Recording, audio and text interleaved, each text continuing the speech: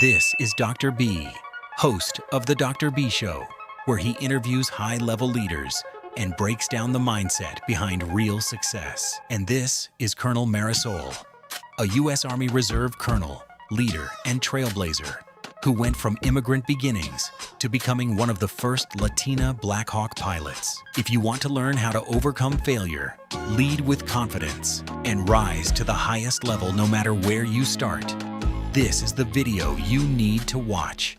Hi, everybody. Welcome to another edition of the Dr. B Show. I'm honored to have Colonel Marisol H. Chalas. Marisol, how are you? I'm doing well, Dr. Borja. How are you? Doing fantastic. Being recorded in a evening in the winter of 2026, right? Oh, yes. Let's jump right into it. Tell everyone about yourself. So, like you said, my name is Marisol Chalas. I was actually born in Bani, Dominican Republic, and I moved to the U.S., to Massachusetts at the age of 9. My parents moved here, like a lot of other immigrants, to provide us the American dream and the opportunity. We did not see them for a couple of years because we stayed with my grandparents, my sisters and I, while they were getting settled in Massachusetts and building the life to give us the better opportunity. Like I said, I moved here middle fourth grade, didn't speak English. Since I became the first one to go to college, thanks to all my awesome teachers, especially high school teachers and mentors, joined the military while I was still in high school. And look at me now. Now I'm a colonel in the U.S. Army Reserve. That's awesome. That's awesome. We're gonna get into the Army thing shortly, but I'm very big on volunteering. I start every interview the same way, right? So tell us about what you do with the Christian Rivera Foundation, what you do with Seton Hall. Like, how is that important, or why is that important when it comes to volunteerism? So to me, I've volunteered. It's been a passion of mine. I am where I am today because of people that volunteered the time to mentor me, and it is my job to pay it forward. Even before what I'm doing today with the Christian Rivera Foundation, fighting DIPG and serving on the board of uh, look at me, of the Joseph A. Unanue Latino Institute at Seton Hall. This is my norm. Where I was stationed at Fort Bragg, Carolina, I'll give you an example. I have served with Big Brother, Big Sister, Junior Achievement. But while I was at Fort Bragg, North Carolina, I actually started a lunch and learn program. And I was able to recruit a lot of my colleagues, officers enlisted, and we would spend at least 1 hour during the lunch hour with students whose parents were either deployed, were incarcerated, or just didn't have both parents at home. And to us, it was an hour of our time, but it was a changing for their lives moving forward. So to me, to volunteer is it's a passion because of the difference we can make. And as you asked me, what do I do with the Christian Rivera Foundation? What Mr. John Rivera has done is amazing, right? He took a tragedy and turned it into something positive, trying to find a cure for other warriors that right now are dealing with it. But he is so passionate about it. And I didn't know about this organization 2 months ago. It just happened that I went to the gala. One of the warriors, Nicole, was sitting at my table, and just seeing her emotions as people were talking about how they survived, the work that not only John and the other board members are doing, it just moved me. And right away, I reached out to the chairwoman. I was like, I know I'm not the same caliber as the other board members, but I just really, I feel that I could be an asset to you guys. And because of my drive and compassion, that I could be a good board member. So I'm grateful they accepted me. As for the Joseph A. Unani Latino Institute, as you know, this was founded by the Goya founders. And for me, there's a lot of Latinos, and not just Latinos, it encompasses everyone, everybody who has a future, has a background, has a story. But what I love about the Latino Institute is one, how diverse it is. But secondly, how much it does to help their students, whether it's connecting them to network, with people like me. I actually met a person who he wasn't a lieutenant yet, but he was aspiring to be a lieutenant. And he asked me to write him a letter of recommendation before he got commissioned and because he loved the flying job. So, and we'll tie that in later. But I wrote the letter, and last time I saw him at the gala, at the Joseph A. Unanue Gala, parece Generaciones, Escala de Generaciones. He was there with his uniform and already a lieutenant. And it was just, a proud moment that I was able to, by just taking a moment to write a letter to help this young man. I love it. I love it. I love it. And for me, volunteerism, yeah, yes, it's about giving back, but also like it's just a network and the ability to also build skills, right? That normally your W-2 or your business doesn't, can't provide for whatever reason, right? So I love for all the Very reasons true. above, it's I love it that you give back, right? Or that's why I give back as well. So we're gonna get into the military stuff, right? So I looked at your LinkedIn. So let's see. I did some homework, right? Okay. So you have over 35 years of military service, 16 years in corporate America. Served as a deputy chief of staff for operations and planning at the Army Reserve. Aviation command leading large scale strategic initiatives and operations budgeting and global supply chain optimization. Pause. Amazing. Tell us about the story of how'd you actually like get into the army. I think you were alluded to it a little bit. Was it back in high school in ROTC? Tell us about that. Yeah. So actually, I joined in 1990 as an enlisted, and it was the summer before my senior year in high school. My best friend and I were supposed to join, but like they say in Spanish, me dejaron en el altar, Yeah, and that means she left me alone at the altar. at the altar. And I say this, yes, because we were both supposed to join as a buddy system, and when it came time to sign that dotted line, she backed out. So that's why I say that. That's my comment. But I joined in 1990. I joined because like I said, my parents came from Dominican Republic. As long as we stayed out of trouble, that's what they wanted for us. And for me, I wasn't sure what my career path was going to be, and I knew that the army was an option. I didn't know if I was going to go to college or what have you. So I actually joined the summer before my senior year as an enlisted as a finance specialist. And lo and behold, my senior year, my physics teacher, Mr. Leninhan, which name I will never forget, he was the one who encouraged me to go to college and become an engineer. And because of him, I got to say, this where I am today. So I served as an enlisted soldier for 11 years, and then I commissioned as an officer in the Georgia State Military Institute, at which point I was accepted into aviation and I commissioned as a second lieutenant in the aviation branch, flying helicopters. I love it. And now, what made you get into aviation? Or tell us about that. How'd you get into that? So let me back up a little because my life, I Gave me just the mentioned fast this. forward. You gave me the Yeah, Cliff Notes version of yeah. it. So no, really, because my life has been, remember, I went to college because of Mr. Leningham. I was still enlisted through college. Had a job with General Electric Nuclear Energy, so they moved me to California the day after graduation. I transferred from the Massachusetts Guard to the California Guard.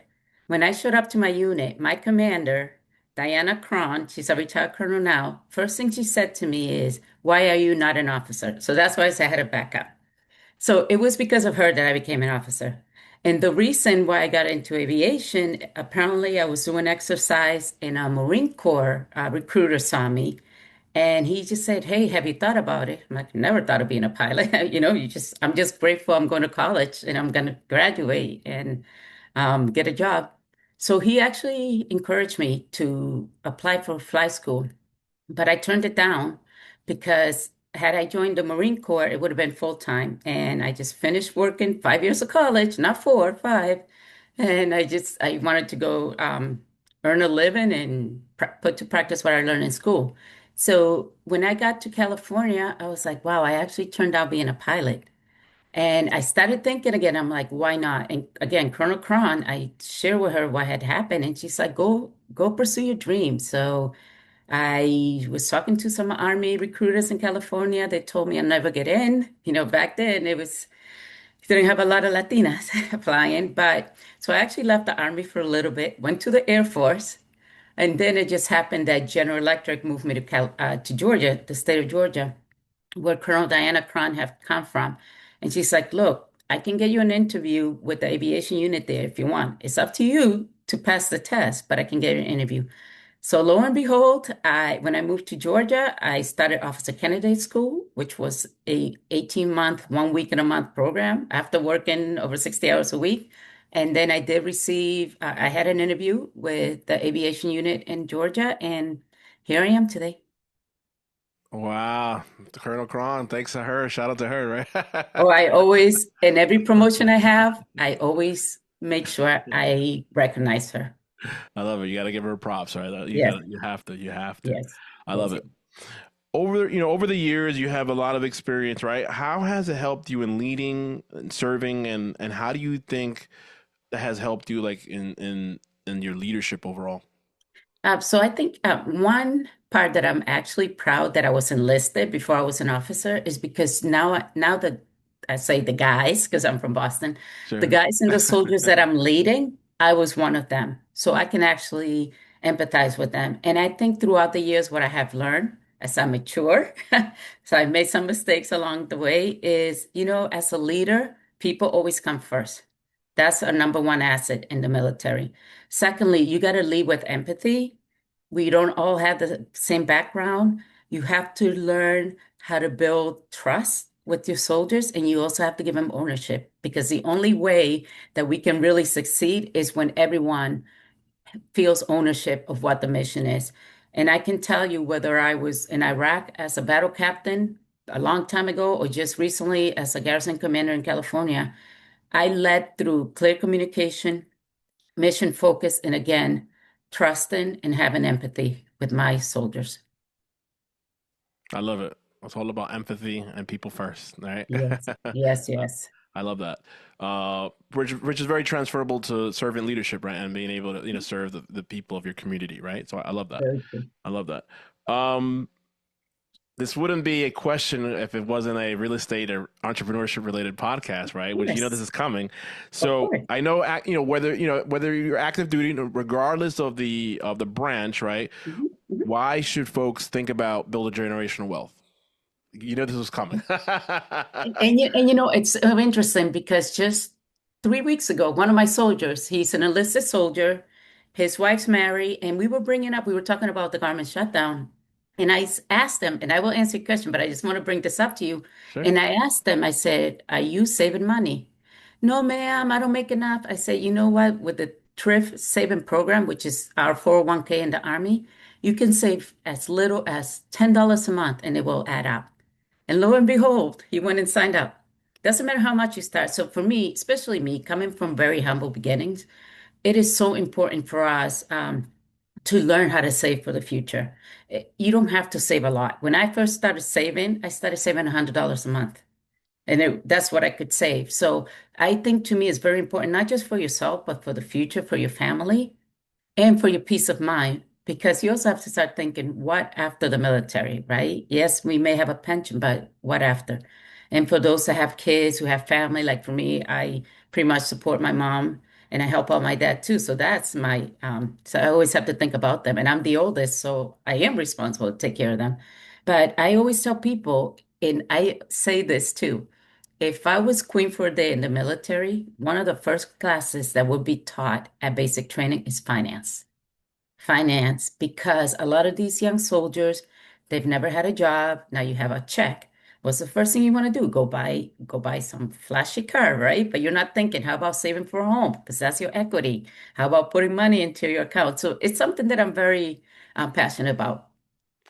Yeah, no, it was coming because of my background in real estate and Of in course. business. But yeah, so I agree with you 100%. I think even if you save what you can, right, and then and little by little it'll grow, and I'm all about diversification so that if something were to happen like that, at least you'll know you'll be able to pull from another source of revenue, and then won't hurt you overall, right? Exactly. So yeah, Yes. so maybe we should chat about future talks. Let's do it. Absolutely. Yes. Absolutely. I'm going to shift back to a little bit. You said we know you're the first Latina helicopter pilot in the Army National Guard. Like, what does that mean to you, like going forward as, setting the example or leading by example for others, that Yes. come after you? Yes. So I was the first Latina to fly Black Hawk Yes. helicopter. So I will Yes. specify that one in Yes. the Yes. in Yes. the Yes. Army National Guard. And I will tell you, obviously, when I joined, I didn't know I would become a statistic. But one thing that I have done, because when I went to fly school in 2001, there were not too many people that look like me. So now I make it a point to encourage. It's like, hey, you want to be a pilot? You can be a pilot. You want to be an astronaut? You can you want to be a counselor? So I've taken it almost as my personal agenda to pay it forward to go out there, try to encourage kids who never thought. I mean, here I am, immigrant that came to the US at the age of 9, and look where I am today. I've paid my dues in certain places, but you know what? It makes you stronger. But being the first Latina, I think for me, it is my mission is that people feel encouraged, that they see me, they hear my story, whether it, and again, you don't have to go to flight school, but whatever your dream is, that you will pursue it. It may not be your easy route, but I will tell you, it makes you stronger. I love it. Definitely makes you stronger, and I'm glad that you're setting the path forward for others to kind of follow, right? And hopefully you're the first, and hopefully not the last, right? As they say, Not the right? last. And hopefully we'll stop hearing about the first, Right, right? right, I'm always like, exactly. hey, this other person. Yes. Hopefully there's a Yes. ninth or tenth or 11th, right? Exactly, Yes. exactly. Good, Yes. good, awesome. I want to shift gears a little bit. I want to, my background originally is in like workforce, in that realm, right? So, like, how are some of the how are some of the skills learned in the military transferable into the workforce, right? So when you talk about like decision making and leading teams, like what are best practices when it comes to sharpening skills in the military, and how do you pivot into the civilian life, as they say? Yes. So I'm grateful that I've had both. As you mentioned earlier, I worked 16 years in corporate while trying to maintain my career in the military, but then I was getting burnt out. So that's the reason why I'm full-time now. But I will tell you, and I try to tell again my soldiers, I'm always like, you have to think 10 years ahead. So I'm always telling them, I'm like, think, look what we do when it comes to the military: leadership, teamwork, resilience, which is a big one in any corporation you work at.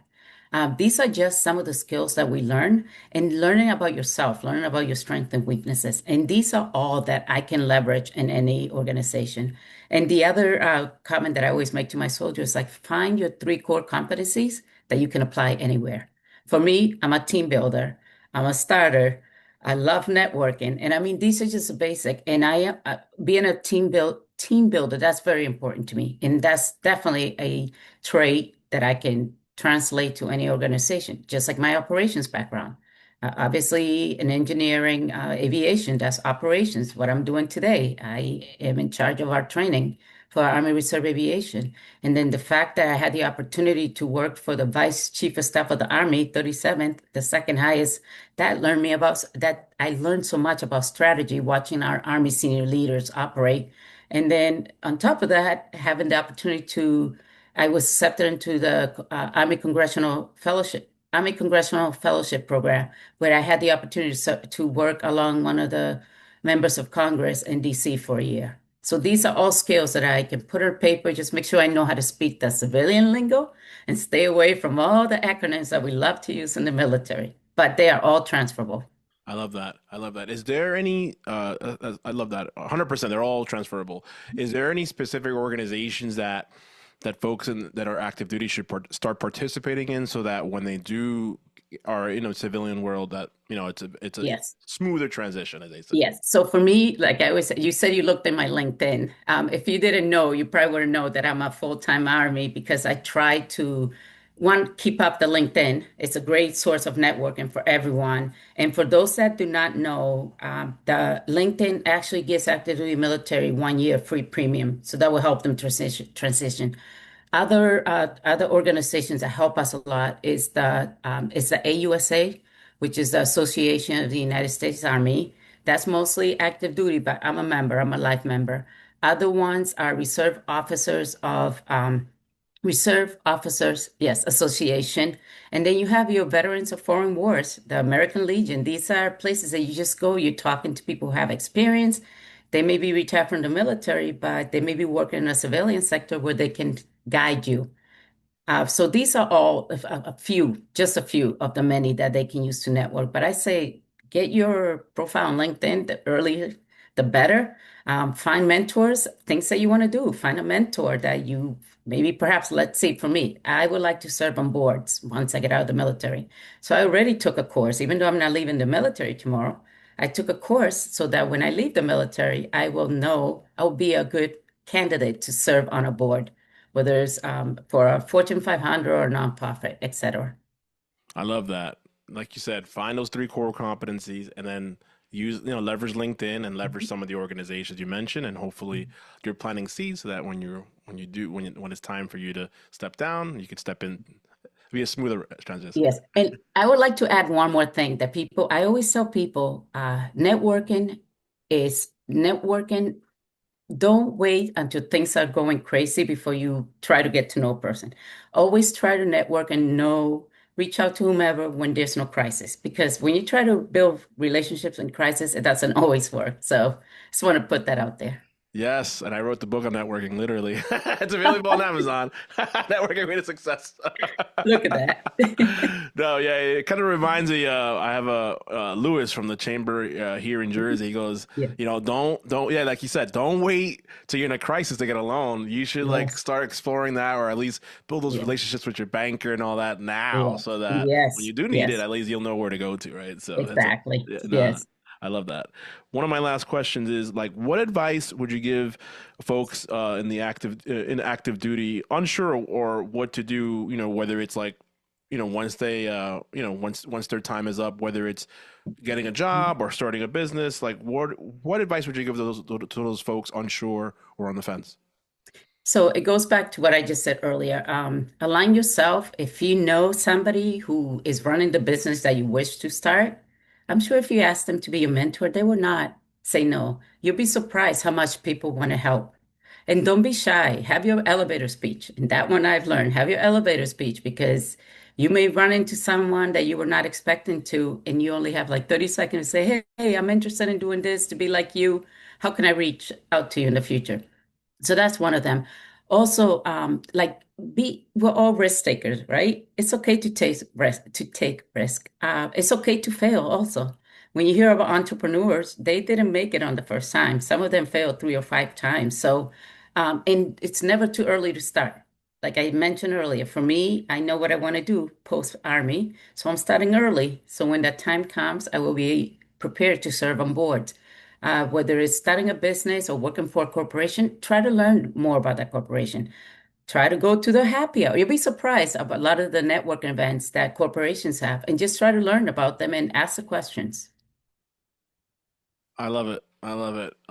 This is fantastic. Where could people find more information about you, or if they want to contact you, whether it's just speaking or just have general questions? Where can they contact you, or how can they contact you? Yeah, so I am on LinkedIn, Marisol H. Chalas. I'm also on the social medias like Facebook and Instagram, but I don't check those as often. So I would say your best bet is probably sending me a message through LinkedIn, and I'll try to respond as soon as I can.